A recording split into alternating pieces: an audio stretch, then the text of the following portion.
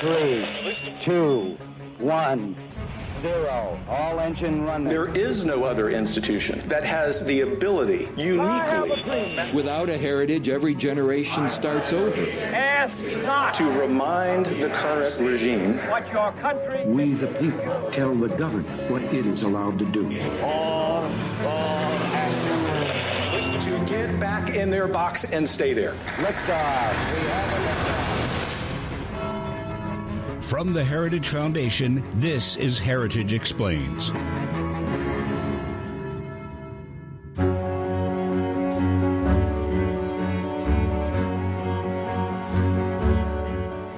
Four U.S. presidents have been assassinated in office. Abraham Lincoln was the first, killed at Ford's Theater in Washington, D.C. in the spring of 1865, mere days after the end of the Civil War that had consumed the nation. James Garfield was shot in 1881, and William McKinley in 1901. The last president to have been assassinated was John F. Kennedy in Dallas in 1963. One president has been wounded while in office, Ronald Reagan, by a gunman in 1981. And now 2 presidents have been wounded while not in office. The first was Teddy Roosevelt in 1912, who was shot in the chest while on the campaign trail in Milwaukee, Wisconsin. Fortunately, the bullet struck a copy of his speech and a metal glasses case in his pocket, which slowed the bullet and probably saved his life. With blood dripping down his shirt, he proceeded to deliver his 84-minute speech before receiving medical attention. All of these incidents took place decades, if not a century ago. So it's understandable that the second wounding of a president while not in office, that of Donald Trump in Butler, Pennsylvania in July of this year, would have shaken the nation. Now, a mere 2 months later, a second assassination attempt against the former president has occurred. Why are we seeing this happen now? Heritage expert Lora Ries joins the podcast to explain. Lora Ries, welcome to Heritage Explains. Thank you for having me. On Sunday, there was a second assassination attempt on the life of former President Trump. Can you explain to us what happened? So Donald Trump went out to play golf midday. It was what's called an OTR, off the record, for Secret Service, meaning it wasn't booked in advance. It wasn't well known in advance. It's more of a spontaneous decision to go somewhere to do something. And when that happens, Secret Service has to use the resources that are there that day versus, say, a big rally or a town hall or a debate that is known well in advance. You can come up with a much thorough security plan. You have more resources, et cetera. Then we learned that the attempted assassin, Ryan Ruth, had been lying in wait just outside the fence of the golf course for 12 hours. And he was using a rifle. Apparently, the serial number on the rifle was scratched off. He had a GoPro camera set up, I guess, to record his assassination attempt. And he had ceramic plates set up, which would help deflect any incoming fire he might take from Secret Service. Shots were fired. It's still not clear who fired. It seems like Secret Service fired once an agent spotted the end of the rifle through the fence, and he ran off. And then he was caught. Fortunately, a witness spotted the car and the plate, got a picture of it, gave it to law enforcement. He was pulled over, and he's been arrested. So the first assassination attempt against Donald Trump happened in July in Butler, Pennsylvania. One man was killed. Several were injured, including President Donald Trump. Why do we think an incident like this could be allowed to happen 2 months after this first assassination attempt? Well, Donald Trump is possibly the most threatened person on the planet right now. He has adversaries that are both domestic and foreign. In the foreign realm, including an Iranian plot to kill him to avenge the death of Iranian General Soleimani, who was killed during the Trump administration. And domestically, by any number of organizations, by the left, politicians continue to use language, even as recent as yesterday, that Trump and his supporters are dangerous, that he should be eliminated, that he needs to be defeated at all costs, taken out, etc. Just inflammatory language, and they do not stop. So it is pretty clear that there will be more attempts made against him. And we don't have enough answers out of the Butler, Pennsylvania attack. Secret Service, FBI gave minimal answers, testimony, maybe one press conference. They've just tried to bury it and make it go away. They quickly hosed down the roof that the shooter was on, got rid of the evidence, cremated his body.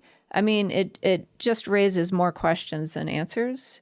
And the agencies are trying to sweep it under the rug. Secret Service doesn't seem to be changing its policies. The most glaring one is that they should be protecting Donald Trump based on the threat, based on risk analysis, not based on his status. We keep hearing that, oh, it's because he's a former president, but if he were the current president, he would get much more of a security program and more resources. That needs to be thrown out the window because, again, he's so threatened. They need to treat him accordingly. Secret Service needs to get rid of this DEI nonsense that permeates the hiring and the training and the advancing agents who aren't meeting security requirements or physical requirements. They need to clean house on the leadership. They need to shed some of their non-protection functions like counterfeit investigations and cyber, give that to a different agency. Shed the requirement to protect UN General Assembly VIPs, which is coming up in a week or so, but they don't have enough agents to do it. And focus on the mission, which is protecting the president, their family, former presidents. How does this happen? How does an agency, a federal agency that has a very defined role, we would all think, kind of start to spread like this? What forces are at work that are causing that kind of, it's mission creep, right? Isn't that the term for it? It is mission creep, and it's also, it just seems to be the life cycle for bureaucracies. They only go in one direction, and that's bigger. More people, more money. And then, yes, they have this mission creep. So they try and take on too many functions. They try to be all things to all people and then get away from their original mission, their priorities, and then they do none of it well. And so Secret Service is just the latest example. But we see this in other parts of DHS, whether it's cybersecurity and infrastructure security, whether it is intelligence and analysis, whether it is outside of DHS. I just see this repeatedly throughout the federal government, and Congress keeps giving them more money. In the investigation following this second assassination attempt into what happened, as you look at it, do you have hope that we might get some more information, that the Secret Service might be more transparent going forward, or do you think we're going to see the same thing?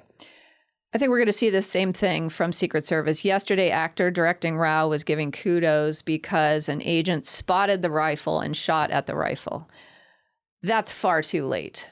They should have walked that course, had a better perimeter, secured the perimeter, used dogs, used drones, and he's patting them himself and his agents on the back. Kudos to the agent who spotted it, but that is not how Secret Service is supposed to operate.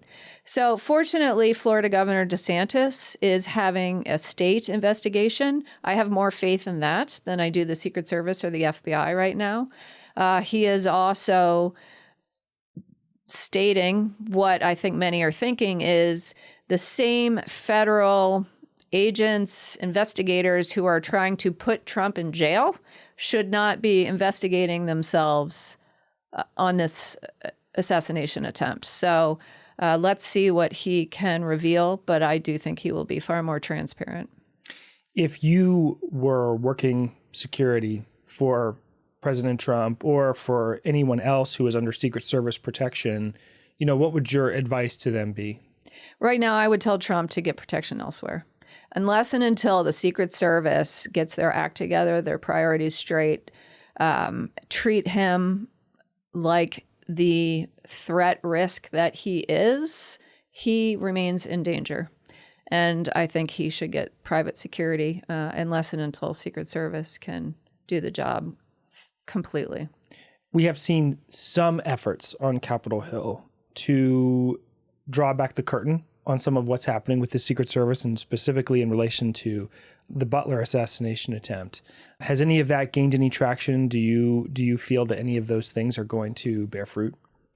It is valuable information, but it comes out in drips and drabs and far too slowly. Fortunately, whistleblowers are talking to some senators, to members of Congress, to outside oversight staff and groups.